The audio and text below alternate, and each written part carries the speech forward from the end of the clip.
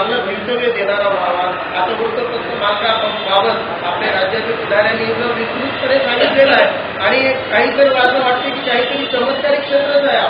जसं आपलं उत्पादन चमत्कारिक आहे तसंच आपल्या उत्पादनाची मूल्य किंमत काढण्याची जगातल्या कोणत्याच कॉमर्समध्ये वाणिज्यामध्ये बसणार नाही अशी पद्धत आहे. आता एखादी वस्तू बनवताना जो कच्चा माल लागतो ते सगळं कच्चा माल घेतल्यानंतर प्रक्रिया होते आणि प्रक्रियेचं आउटपुट जेव्हा येतो उत्पादन बाहेर पडतो तर त्या कच्च्या मालाच्या किंमतीमध्ये नफा वाढून त्या उत्पादनाची किंमत वाढते, कमी होत नाही. परंतु छपाईच्या मशीनमध्ये घुसण्याआधी जो पेपर 10 रुपये ते 40 रुपयाचा असतो छपाई झाल्याबरोबर त्याची किंमत 2 रुपये 3 रुपये होऊन जाते. असा चमत्कार वृत्तपत्र क्षेत्रामध्ये होतो. कारण हे छपाईपूर्वी त्या कागदाची किंमत मला वाटते 10 रुपये ते 40 रुपये असेल छापण्यापूर्वी. एकदा त्या कागदावर छपाई झाली की त्याच कागदाची किंमत त्या उत्पादनाची किंमत 2 रुपये आणि 3 रुपये होऊन जाते. म्हणजे वृत्तपत्र मालकांना 40 रुपयाचा पेपर 3 रुपयाला विकावा लागतो. 37 रुपये प्रोडक्शन कॉस्ट मध्ये त्यांना तोटा सहन करावा लागतो. तर जेव्हा ते 37 रुपये सहन करण्याचं औदार्य दाखवतात तेव्हा मग आपल्या कमिशनच्या वेळेला 50 पैसे 60 पैसे रुपयासाठी का बरं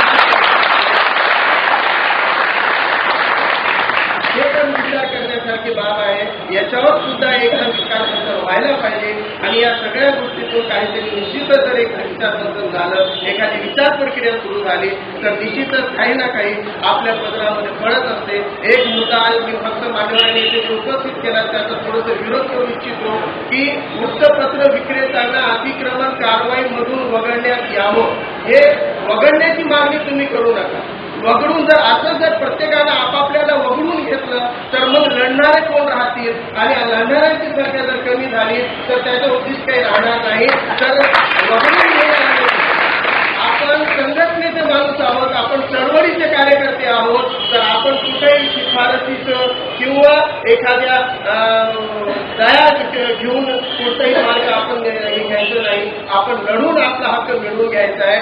तर वृत्तपत्र विक्रेता हा हॉकर कॅटेगरीमध्येच येतो आणि राष्ट्रीय इस्टेट वेंडर जे पॉलिसी काढलेली आहे नॅशनल इस्टेट वेंडर पॉलिसी त्याच्यामध्ये वृत्तपत्र विक्रेत्याला हॉकरचाच दर्जा दिलेला आहे. म्हणून आपणही ते एका हॉकरच्या श्रेणी कक्षेमध्ये येतो आणि हॉकरच्या इतर लढाया संघटनांसोबत आपणही पाठीशी उभं राहायचं आणि एकत्रित लढून आपले न्याय हक्क असलेल्या मागण्या आपल्या पत्रात पाडून घ्यायच्या.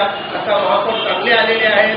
कमीत कमी आपलं ऐकून घेणारे, विचार करणारे आणि काही प्रमाणात का होईना याला सकारात्मक वळण देणारे महापौर आहेत. कारण कालच झालेल्या बैठकीमध्ये शहरात 3 ठिकाणी हॉकर झोनसाठी त्यांनी मान्यता दिली. येत्या 15 ऑगस्ट पर्यंत सगळ्या शहरातील हॉकर झोन जे प्रस्तावित आहेत त्याचा विचार करण्याचं त्यांचं आश्वासन आहे. अपेक्षा करूयात की वृत्तपत्र विक्रेता हॉकर्सला नाशिकवर, नगरमध्ये, ठाण्यामध्ये, कल्याणमध्ये ज्या धर्तीवर स्टॉल देण्यात आलेले आहेत तिथं GR किंवा तिथले निर्णय आपण मागून घ्यावेत आणि मान्य महापौरांनी त्याची व्यवस्था करावी आणि त्याच धर्तीवर नांदेडमध्ये सुद्धा वृत्तपत्र विक्रेत्यांना जागोजागी स्टॉल त्यांनी द्यावेत. ही एक मागणी या निमित्तानं आपण तुमच्या समोर ठेवू. मला अपेक्षा आहे की संघर्ष जर करत राहिलो प्रामाणिकपणे तर कोणतीही मागणी असो ती पदरात पडतेच पडते आणि आपण एक संघटना चालवून लोकशाहीला जिवंत ठेवण्याचं काम करत आहात. त्यामुळे आपल्या सगळ्यांचे मी इथं अभिनंदन करून एक गोष्ट सांगतो की आपली मानसिकता कधी कमजोर होऊ देऊ नका. कारण आपण खूप काही करू शकतो, बरंच काही करू शकतो. फक्त आपला आत्मविश्वास आपल्याला मजबूत ठेवावा लागतो. तुम्ही लिहिलेल्या